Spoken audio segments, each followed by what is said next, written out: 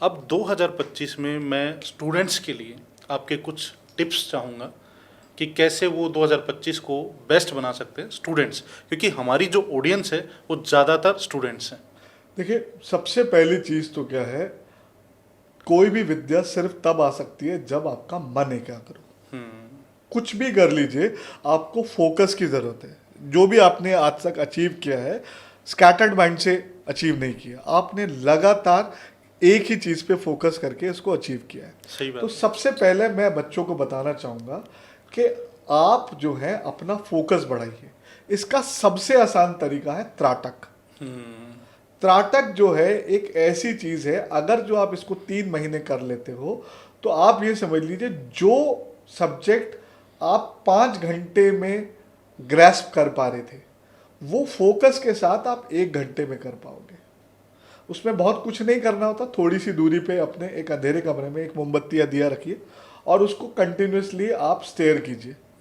धीरे धीरे आपका माइंड जो है वो फोकस होने लगेगा, आपके थॉट चैनलाइज होने लगेंगे, और जैसे ही आपका फोकस बढ़ेगा वैसे आपको क्या कहते हैं, आपके ग्रेड्स में वो दिखने लगेगा। दूसरी चीज मैं आपको बताता हूं, आपको क्या करना है, आपको अपने सांसों पर नियंत्रण रखना है। कोई भी विद्या सीखने के लिए अगर आप अपने सांसों पे नियंत्रण कर लें, ये बहुत लंबा टॉपिक है, इसे स्वर विज्ञान में कहते हैं। आप सिर्फ अपने सांसों को साथ, आपने कुछ नहीं करना, आपने आराम से बैठ जाना है, गहरी सांस लेनी है, गहरी सांस छोड़नी है। इससे आपको बड़ा लाभ होगा। अगर जो आप ये 2 प्रैक्टिस रेगुलर करते हैं तो इससे बड़ा फर्क पड़ेगा। अब आ जाते हैं वैदिक रेमेडीज पे। जुपिटर जो है वो ज्ञान के कारक हैं। तो सबसे पहली चीज क्या है कि आपके गुरु, अगर कोई व्यक्ति, कोई स्टूडेंट अपने गुरु का दिल से आदर करता है तो उसका आशीर्वाद उसे मिलेगा और उसकी लाइफ में वो चीज़ आपको दिखाई देगी। पहली चीज़ तो आपको ये करनी है। दूसरी चीज़, छोटी छोटी रेमेडीज आप कर सकते हैं। जो भी स्टूडेंट है, मतलब मैं कॉमन बताऊंगा क्योंकि सबके चार्ट अलग होते हैं, जुपिटर की प्लेसमेंट अलग होती है। सबसे पहले आप क्या काम कीजिए, आप नहाने वाले पानी में 1 चुटकी हल्दी डालिए और उससे नहाना शुरू कीजिए।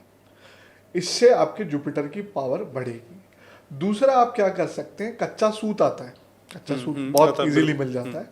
आप क्या कीजिए, थोड़ा सा केसर लीजिए और उसे पानी में घोल लीजिए और उसमें कच्चा सूत डाल दीजिए, और फिर बृहस्पतिवार के दिन अपने सीधे हाथ पर उसे ओम ग्राम ग्रीम ग्रोम से गुरुवे नमः ये बोलते हुए 5 बार अपने सीधे हाथ पे लपेट लीजिए। इससे भी आपका जुपिटर अच्छा होगा। दूसरी चीज, चंद्रमा जो है मन के कारक है, तो आप भगवान शिव पे जल अर्पित कीजिए, इससे आप और फोकस होंगे। फिर आ जाते हैं बुध पे, क्योंकि बुद्धि का कारक तो बुध है। सही बात है। सबसे पहली चीज तो आप ग्रीनरी में जाइए। अगर जो आप चाहे तो आप पार्क में चल सकते हैं नंगे पांव, ये बहुत अच्छा रहता है। किसी भी पौधे में आप रेगुलरली पानी देना शुरू कीजिए।